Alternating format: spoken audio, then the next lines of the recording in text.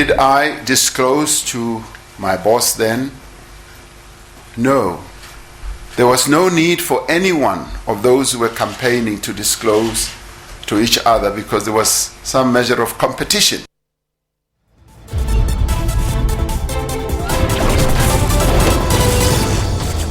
A lovely segue then to the evening. Welcome to Unfiltered on SABC 3 and SABC News Channel 404. I'm Desiree Chauke. As we wrap up the day, we look at the implications of the Gauteng High Court decision to grant President Cyril Ramaphosa an interdict to halt Public Protector Advocate Busisiwe Mkhwebane's remedial action in the matter regarding the funding of the so-called CR17 campaign. What does this temporary relief mean as the review comes up later this week? The SACP has also come to the defense of President Cyril Ramaphosa, saying that singling out his while sparing others' campaigns who lobbied for the same position was deliberately meant to collapse the president.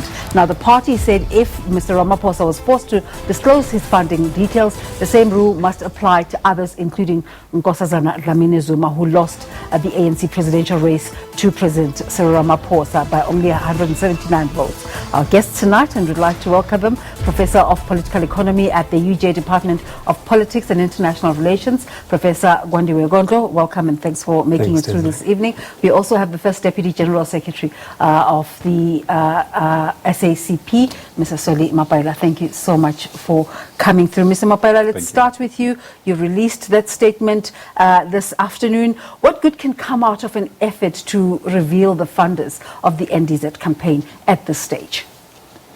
What we think is important is that there must be a general law that is established so that it can guide everyone that participate, not only just the president. As you know, we're the first political party to call for scrutiny on party political funding as the SACP. So we want every other party, for that matter, even in parliament, to put their books under scrutiny so as to enhance public scrutiny and accountability regarding the people that are funding them, because that has an implication on policy that they also articulate in parliament. But in this case, I think it's important that we mustn't also be defocused. The crux of the matter, it's not much about the political party funding or the funding of President Ramaphosa, was the conduct of the incumbent advocate Mkhwebane as the public protector, and whether she's handling that office proper, or you could feel that that office is degenerating. It's been largely influenced by political factionalism inside the party, and that's something that you can feel from outside. You don't need to be a rocket scientist to understand that. And that's one thing that she has been able to manage to defocus the whole country to non-issues, whereas the real issue, it's whether she's conducting her affairs proper in that office. That's why we have asked that an inquiry be conducted on a fitness to hold office by Parliament. You might feel that it's a non-issue, yet there has been a huge response, especially from the public, in terms of the things that are being raised. You have been in the political machinery for quite a while now. When you go out to do your fundraising activities, what are the concerns of potential donors in terms of the revelation of their identities and the amounts of monies that they're contributing to campaigns? I mean, we are one of those parties that many people will not want to be associated with us, particularly capitalists, for instance, if they donate, and we don't have money. We rely largely on our members' donation or from the trade unions. In fact, as you know, some of the journalists once picked up our financials and said, oh, this party is funded by the trade unions, but handling its affairs and financial affairs very well. So the main concern is the fact that every other person that receives such funding should sustain their independence. And even ourselves, that is why in many instances, in fact, we can declare, at least from national, all our activities, we don't find branding of other organizations, even those that have sponsored our particular activities. So our independence is jealously guarded throughout the process of seeking political funding. But we can't survive without funding. Some sort of funding, Yeah. So that's why we need regulation, and that's quite extensive. Professor Gondlo, let's bring you in here. Even the current conversation about political funding in Parliament is regarding country elections. How do we bring in the internal party election processes in terms of collecting monies for running campaigns? Yeah, it's a bit of a grey area, but I know in some other countries actually there are foundations set up to fund political parties during elections. But I think it's an issue really we need to have serious conversations about as a country, you see. And I don't know at what point we'll have that conversation, because at the moment we are so divided. The preoccupations fall squarely within the logic of the conflict within the ANC. There is the Ramaphosa administration, which whether you criticize or don't like it, the orientation of Ramaphosa administration is towards good governance and cleaning the country of corruption. That's the orientation of his administration. But we know, of course, there is a fight back campaign, and this can be traced as far back as the run-up to the ANC elective conference and thereafter. So all these revelations that are coming out, really if you look at this opposition which exists, you can quickly say that this one supports this position and this one supports this position. But we do need that conversation. The very argument that the SACP raises in its statement, you're saying that you agree with the posture of the African National Congress in this conversation, but you're also saying that the emails are a function of a wider politically motivated agenda to undermine public confidence in the president. Which ANC are you speaking of when you agree with it and when you accuse it? Well, that's the statement of the National Executive Committee of the ANC. We were quoting it directly as it was issued. We think that's an important aspect of the ANC, because the country now requires stable leadership. We're almost getting into a junk economy, and President Ramaphosa had given some confidence to rebuilding the country. So it is quite clear that the forces of the fight back don't want a stable country. They want chaos, because they will thrive in chaos. In chaos, there won't be the rule of law, and they will survive that. South Africans want to know, who are these forces? Desiree, I think because sometimes the media likes name dropping. If you look at the journalist from Sunday Times, Janita Kwanta, she wrote something about an important meeting in Durban that was meant to undermine the leadership of President Ramaphosa. What is happening? We need to check whether does that undermine his leadership or not. And if you look at what also former President Zuma said at the commission, who we think as a party wasn't just addressing the commission per se, was mobilizing necessarily against the sitting leadership of the ANC led by President Ramaphosa. So you could see the wider network and the mobilization tools that they use. And I think that, as I said, we have to be quite vigilant all the time against such kind of things and fight them. Obviously, we have raised these matters in the alliance. We have called for an urgent alliance discussion on these matters. We have already tabled them at the level of the Secretariat of the Alliance, so that we are able to discuss all of these matters. But we can't afford a situation where the country's well-being and its economy is not being considered in the factional fight, and the whole people, the whole country pays a heavy price for petty factions inside the ANC. That's why we also don't want one-sidedness either pursued by state organs, particularly, for instance, even on some of the issues that have been investigated before. You're watching Unfiltered. Let's take a break. We'll be back in a moment.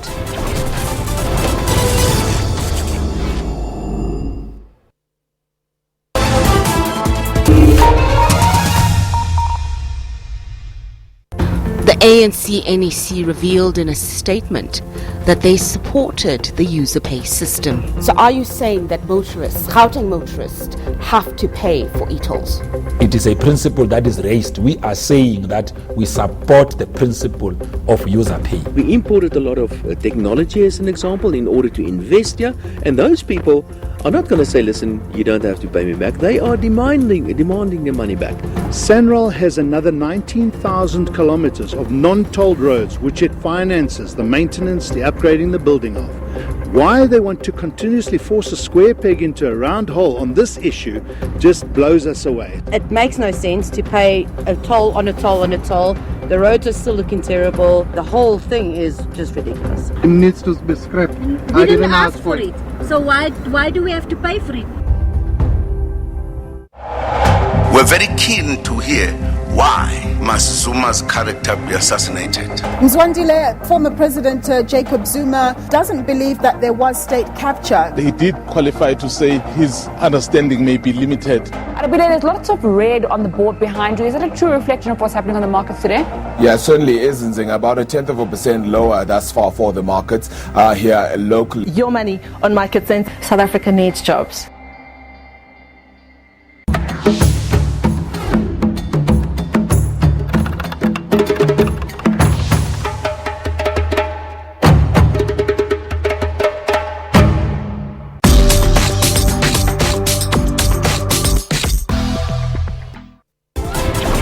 Welcome back. I don't only have my guest in this conversation, we also have you, the viewer. So let's look at some of the conversations that you've started on social media with regards to our topic today. Mfundo Ngobo saying it is us that put politicians in power by our votes.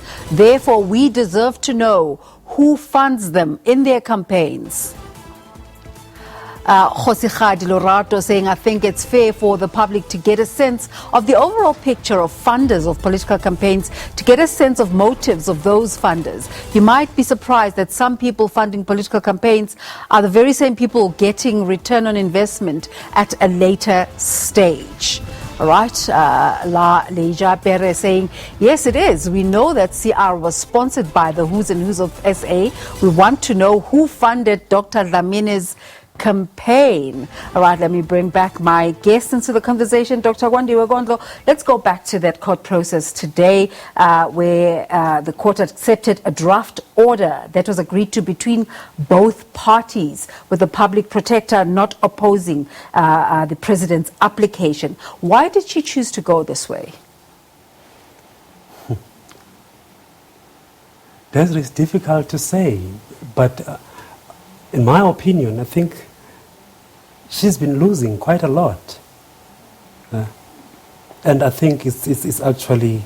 You think that is the reason? It's affecting, probably, even his own confidence when going to court, if he's going to... Because it's just been not good for her throughout. So when we attempt to look ahead to the actual review court appearance, what can we expect the outcome to be there? Do you think it will follow the same trend that the other... I don't know. Yeah. Yeah, I don't know. It might not. Yeah, but, you know, one can never really predict what the courts are going to say. Are you saying that we are seeing a public protector that's backing down? Well, she's having a difficult time. That's all I can say. She's having a difficult time.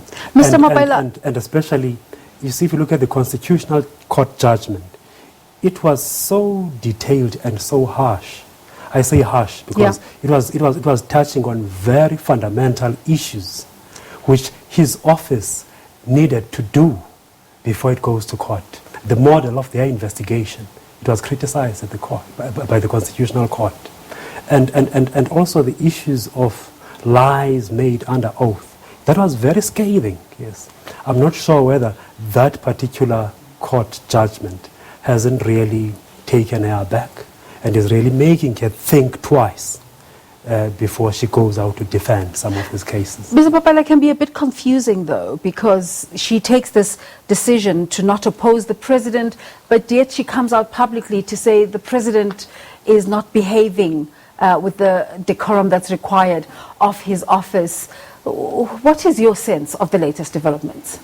I think the Prof is very right.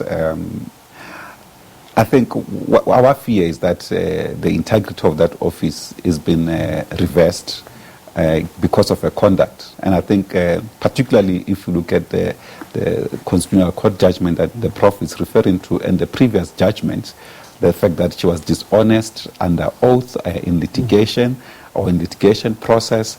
The previous court even said that she was disingenuous and she could not act without biasness.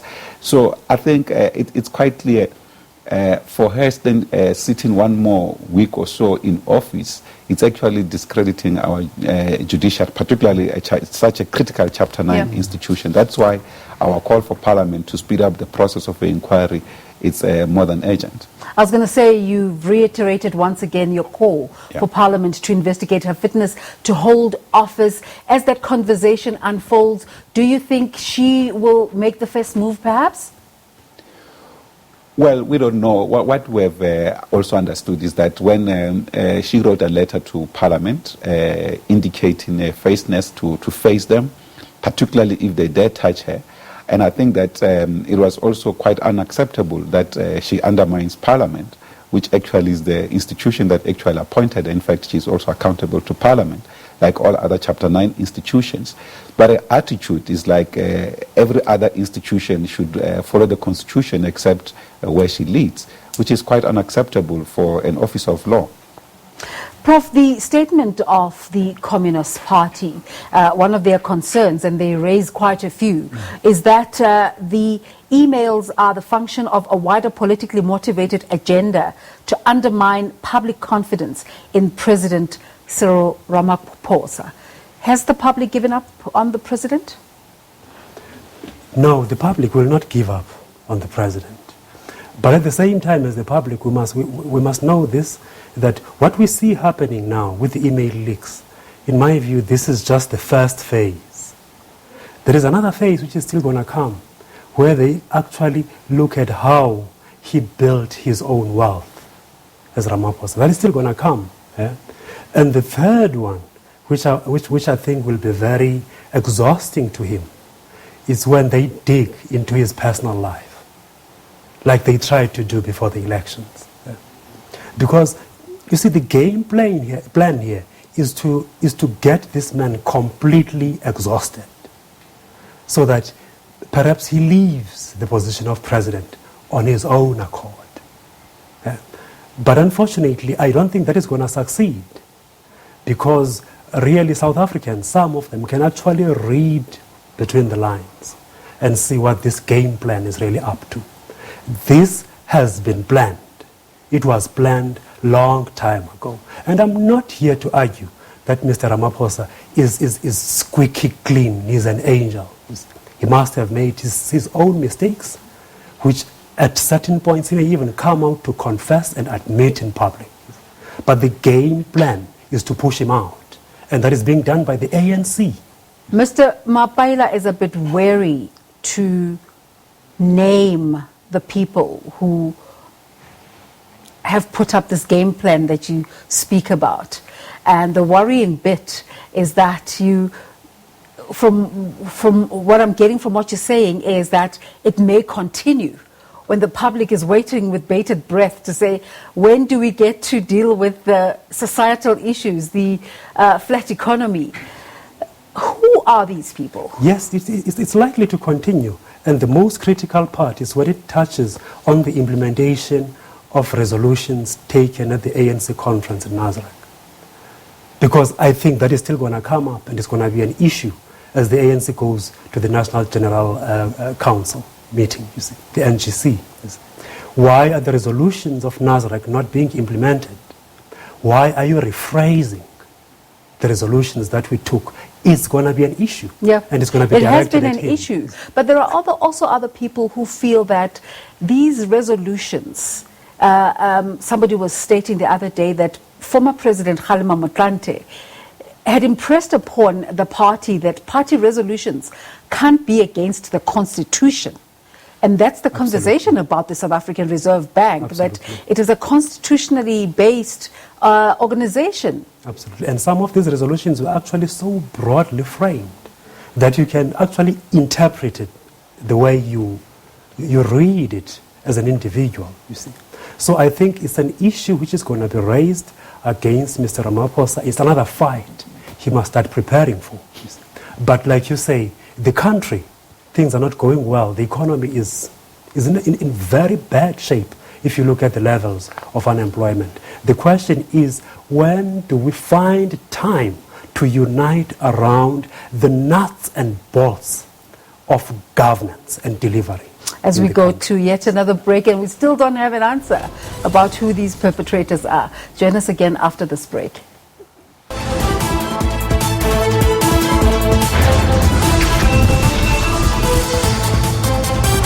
Now, in 1963, Nelson Mandela, Ahmed Kathrada, Dennis Goldberg, and Andrew Mlangeni were accused of treason and stood trial. We are standing in a spot with so much history. This was actually the headquarters of the South African Communist Party. The climb will be in celebration of 10 years of Nelson Mandela International Day. What lies ahead of this climb as we live today is a big mountain. Why did you decide to be part of this initiative? The reason why I'm doing this is because I really believe in education and the doors it can open for you. So education is the gateway. Yes, actors today, the young actors, people we used to take advices from Abata. Welcome to Media Monitor. This is where we take a look inside the world of media, analysing the trends and the issues and the reporting of some of the week's top stories. A shocking report states that 51% of South Africans don't trust the news. The trust levels in independent media have also come from media getting it wrong very often. Does this mean that our journalists are not credible enough? We got investigating journalists in South Africa, the best. During Women's Month, what I think we should remember as women, both in our personal and in our work lives, is that you never know what the future is going to bring, and always to keep a sense of optimism, because there really are endless possibilities for what you can achieve and the good things that are going to happen to you. SABC News celebrates Women's Month.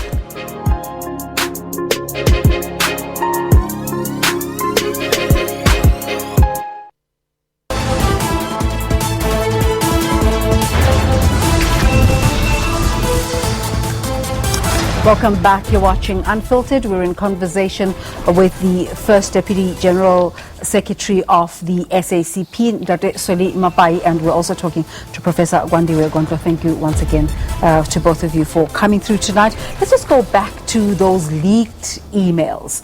And in terms of the information of the contributors and recipients and their bank statements, what recourse do these individuals or entities have against the public protector since the information was given to that office? Well, I think, Desiree, the question is how was this information acquired? Who leaked it? And these are very gray areas and very difficult questions to answer. But I guess that those people should have legal recourse, but they would need to consult with their attorneys to get better advice. From where you are looking, Prof, what is the future of the public protector, this incumbent? That's a very difficult one, Desiree. Her future will be decided definitely by Parliament. Yes, it should be decided by Parliament. But the most important thing is not what's about her future. I think the most important things are what lessons did we learn as a country, and what refinements should we do to improve that particular institution. It's a very important institution in our democracy. But what improvements need to be made based on the lessons learned, not only from Busi Mkhwebane, even from the time of Thuli Madonsela. What are the lessons, and then what improvements should actually be done? Mr. Mapaila, the Prof is saying that the people who are running this machinery are not letting up. They're going to continue to try and try. What are your thoughts about this, and what are your plans in terms of countering this onslaught? Well, Comrade Joel Nechitenze once said that the beneficiaries of corruption and state capture will not go down without a fight. And that's what we are seeing. We have already launched a campaign to defend our democracy, to fight the Fight Back campaign, to fight corruption and to fight state capture. and all those who are associated with it, and to give credence and support to institutions that are fighting corruption. And that particular program will continue. But I want to join what the Prof says regarding the institution of the public protector and all other Chapter 9 institutions. How important are they? And the fact that we need to learn lessons out of this as we rectify our mistakes. And I think that sometimes it could take the humility of the individuals to reflect on themselves and also save the office and our country as well. We're not seeing that happening, though. Well, it won't happen out of its own, particularly given the current poison political environment, which sometimes people can be easily abused or misused. For instance, we are quite worried about the contempt violation of the public protector provision. For instance, Section 7.1 deals with the confidential handling of information that gets reported to you. And if information is just leaked in this form, that further erode the integrity of that particular office.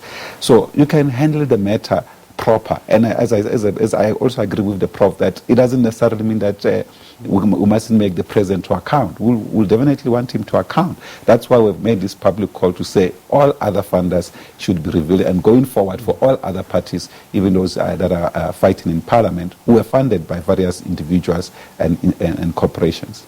I asked the Prof this question, and I'll ask it to you again in terms of what we can expect with the presidential review process. Do you think it'll go the same way as the Pravin Gordhan review process?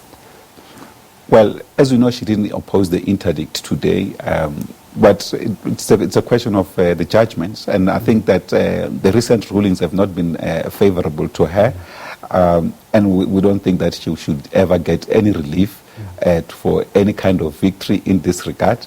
But our view is that we want the truth, and we think that the office must not be used by outside forces to fight petty factional battles in order to destabilize our republic. Mr. Solera Mapaila, the First Deputy General Secretary of the SACP, we thank you for coming through tonight. And Professor Gondlo, thank you so much for making the time tonight. As we say good night, let's take a look at a poll we were running on the show today.